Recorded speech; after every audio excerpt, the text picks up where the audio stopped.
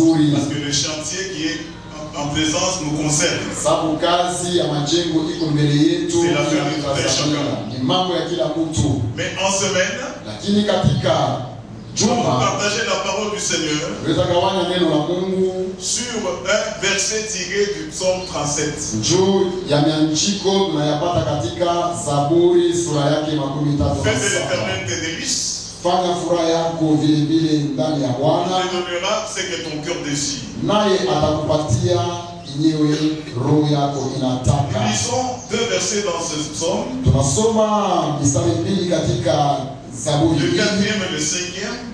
mstari wake wa 4 na mstari wake wa 5. Fais de l'Éternel tes délices.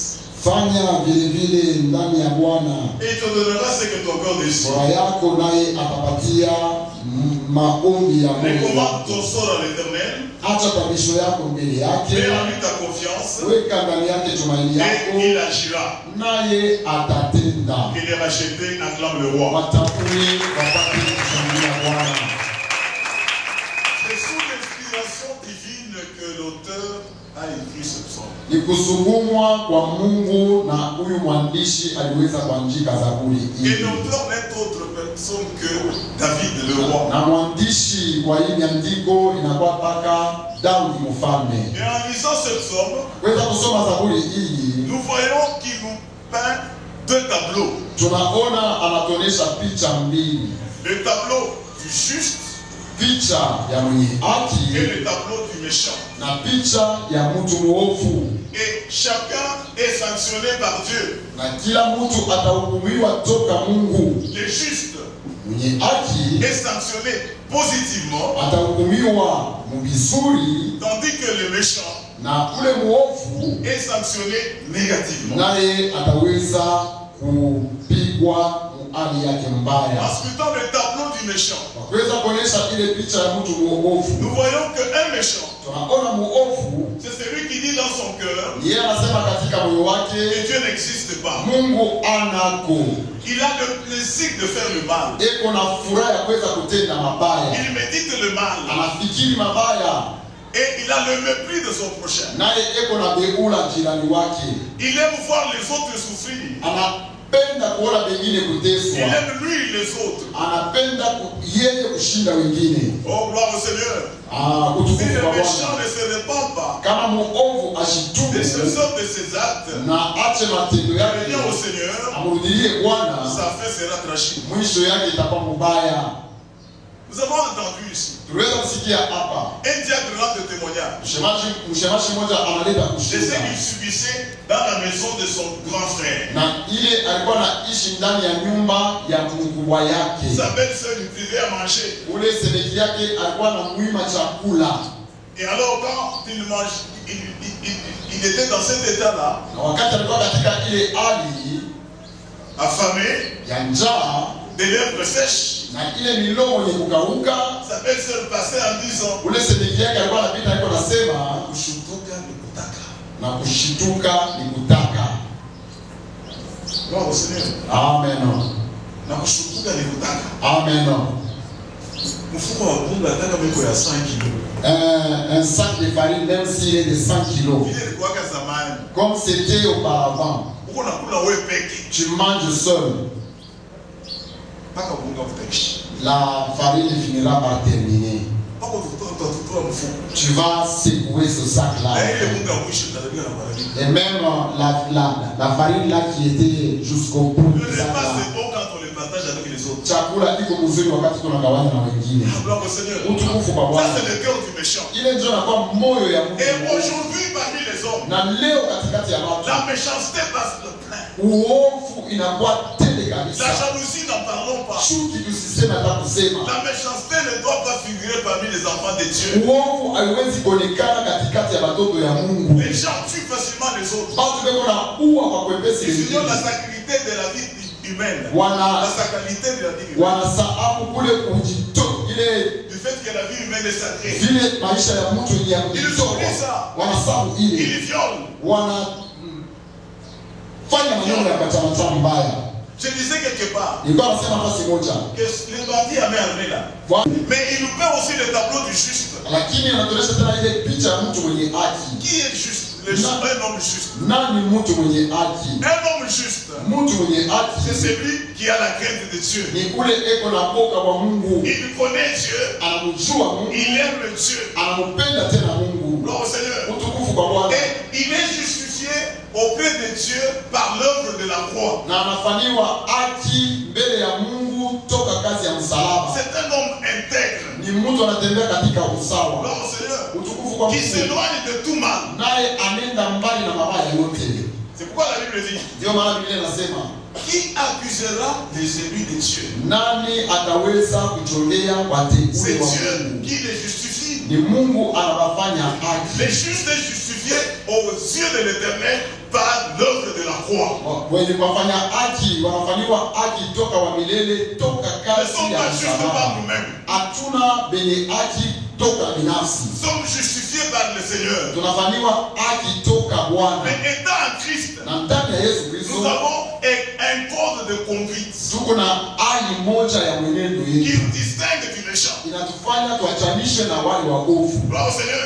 Parce que Dieu commence par ôter le cœur. Bwana anaanza mbele kutosha ile moyo ya muovu, Ôter le cœur de pierre. kutosha ile moyo ya Pour nous hivi. donner un cœur de chair, Tunaweza tupatia moyo ya un cœur uovu, compatissant, moyo ya un huruma, cœur miséricordieux, moyo ya un msamaha cœur plein d'amour. na moyo mwenye kujaza na mapendo. Utukufu kwa Bwana. Alors nous voyons que Tunaona kusema le juste jouit de promesses merveilleuses. mwenye haki eko nafurahiwa na ile maadi mzuri kabisa. Parmi ces promesses, Toka ile maadi c'est l'exaucement de ses prières. kukubaliwa kwa maombi yake. Qui n'aime pas que ses prières soient exaucées? Nani asipendake maombi ipate kukubaliwa? Tous ici nous aimons She wote tunapenda que nos prières soient exaucées. maombi yetu ipate kufika mbele Et ya lorsque Baba. nous prions vers l'Éternel, que nous voyons la réponse. Wakati tunalalamika mbele ya wamilele tupate Alors le kupata psaume jibu. 34, 18, Zaburi makumi tatu nous dit ceci au na sujet. ine mstari wake wa 18 nasema Quand les hivi, justes crient, wakati mwenye haki analalamika l'Éternel entend wa milele anasikia, et les délivre de toute leur détresse. naye anamfungula toka huzuni yake Nous avons yote. un Dieu qui est assis sur le trône Tuko na Mungu mwenye kuketi juu ya et enzi qui entend les na cris. kunasikia malalamiko ya wenye haki. Non, Seigneur, Utukufu kwa nous Bwana. devons nous rendre justes aux yeux de Dieu. Tunapaswa kujifanya benye haki mbele ya macho ya Bwana, Que cette promesse se réalise dans notre vie. ili hii haki ipate kufanyika ndani ya maisha yetu. Non, Seigneur, Utukufu nous kwa avons Mungu. pris l'exemple de l'apôtre Pierre. Tuliweza kubeba mfano ya mtume Petro. On n'est pas du côté de Dieu. Mambo aina ngambo ya Le problème, Mungu, c'est nous, mambo ni sheye. notre cœur. Gloire au Seigneur. Utukufu kwa Mungu. Deuxième chose, Kitu cha pili, garde le silence devant l'Éternel.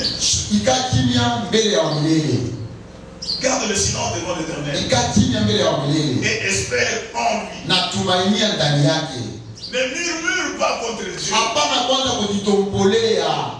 Oh, les chrétiens murmurent trop. Bakristo ba leo beko wanajitombolea kabisa, Ils murmurent même contre leurs serviteurs. beko natombola mbele ya watumishi Ils babo, ne pêchent pour rien. beko natenda dhambi kwa bure. Il dit ne murmure pas contre l'Éternel. Asema hapana kujitombolea, Espère toujours en l'Éternel. lakini tumainia kila mara. Le Très-Haut Aliye juu domine sur le règne de l'homme. anatawala juu ya utawala wa mtu, Au-dessus de tous les rois que nous avons. juu ya wafalme wote Au-dessus tunao, de tous les présidents que nous avons. juu ya viongozi wote Il y tunao. a de grands rois Kunakuwa mfalme mkubwa de Dieu Mungu qui a leur vie dans ses mains. eko na maisha yako ndani ya mikono yake. Quand il desserre la ceinture, Wakati anafungula mkaba, il desserre la ceinture sans information. anafungula mkaba bila kumpatia habari. Donc, Ni kusema le Très-Haut aliye domine juu sur le règne de l'homme. anatawala juu ya utawala wa mtu. L'Éternel peut placer qui il veut à la tête du royaume. Wa milele Mungu anaweza kuweka kichwa ya ufalme ule mwenye anapenda. Gloire au Seigneur. Utukufu kwa Bwana. Nous voyons un deuxième conseil qui constitue notre intervention de ce matin. Tunaona mashauri ya pili ile nene natazamia kazi ya Psaume Bwana. 37, verset 5. Zaburi 37 mstari wake wa 5. Recommande ton sort à l'Éternel. Acha maneno yako ndani ya wamilele. Mets en lui ta confiance. Weka tumaini yako Il agira. ndani yake naye atatenda. Non, Seigneur. Amina. Nous prenons Matthieu 15. Tunabeba Mathayo sura yake ya 15. Nous lisons du 21e au 28e verset. Tunasoma toka mstari wake wa 21 mpaka 28. Jésus étant parti de là, naye Yesu akatoka pale, se retira dans le territoire de Tyr et de Sidon. akaenda katika nchi ya Sidoni. Et voici, Angalia, une femme cananéenne mwanamke mmoja Mkanana qui venait de ces contrées alikuwa toka hali lui ile, cria: akalalamika mbele yake, aie pitié de moi, Seigneur, wako na huruma juu yangu Bwana, fils de David. mwana wa Daudi. Ma fille est cruellement tourmentée par le démon. Binti wangu anavurugwa toka mandemona.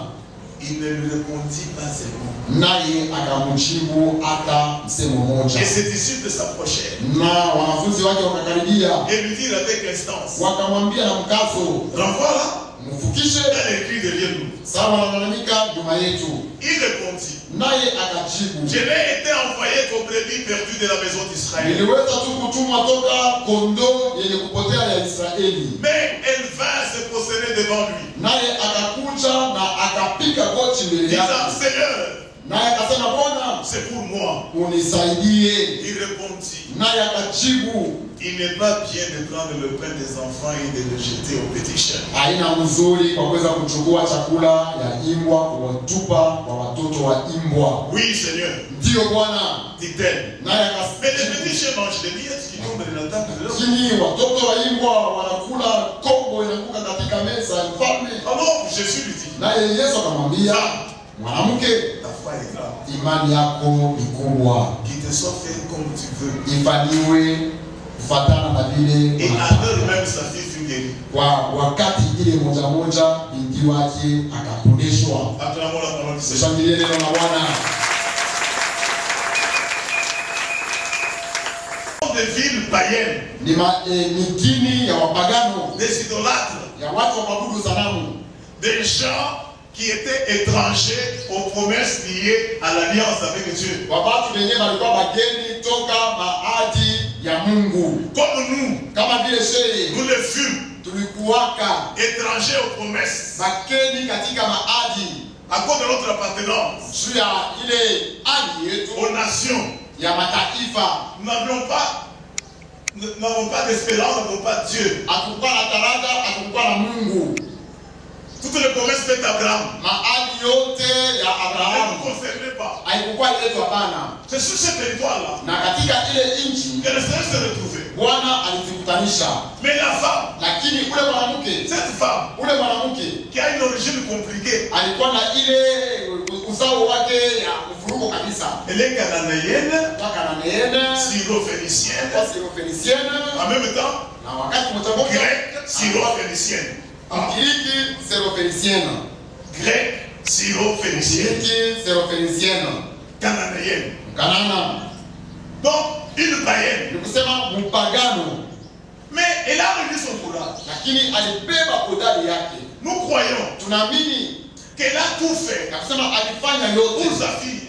juu ya binti wake. Elle doit avoir consulté les dieux des Phéniciens, Aliweza kwenda kuangalia, kuuliza wale wa miungu wa les Fenisia, dieux des Cananéens. wa Mungu wa Wakanana. Il n'y a pas eu de solution. Hakutoka jibu, hapana. Elle a couru auprès de médecins. Naye aliweza kimbilia mbele ya Les waganga. médecins n'ont pas trouvé de solution. Waganga hawakupata jibu, hapana. Mais la renommée de Christ Lakini kafunga Yesu est allée au-delà de Galilée, ilienda hata nje ya Galilea, au-delà de Jérusalem, nje ya Yerusalemu, même en Syrie. hata katika En Fenisia. hata katika Fenisia. Les gens avaient appris Watu waliweza ce kujulishwa qu'il faisait, nini alikuwa anafanya, comment il délivrait, namna alikuwa comment il anafanya, guérissait les malades. namna alikuwa anatunza wagonjwa. Elle avait eu vent de ça. Naye alipataka habari juu ya hili, Alors elle vint vers le Seigneur. naye akakuja mbele ya Bwana, Pas en cachette. hapana mwenye Comme la kufichana femme à la peuple de sang. vile kama ule mwanamke wa kulalamika, En criant: eko nalalamika,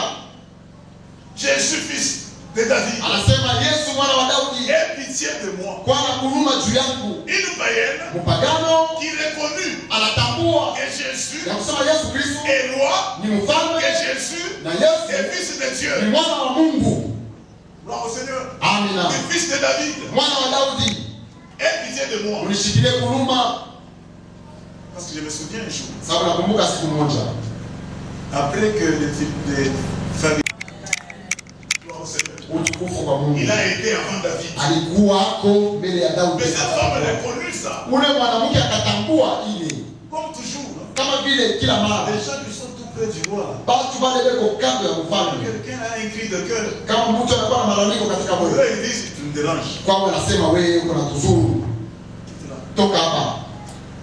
Ils ont dit à Jésus. Walimwambia Yesu. Chasse l'enfant là. Umufukishe. Et puis derrière nous elle dérange. Eko na lalamika mbele yetu na tuzuru. Et le ménage Seigneur. Wapendwa ndani ya Bwana.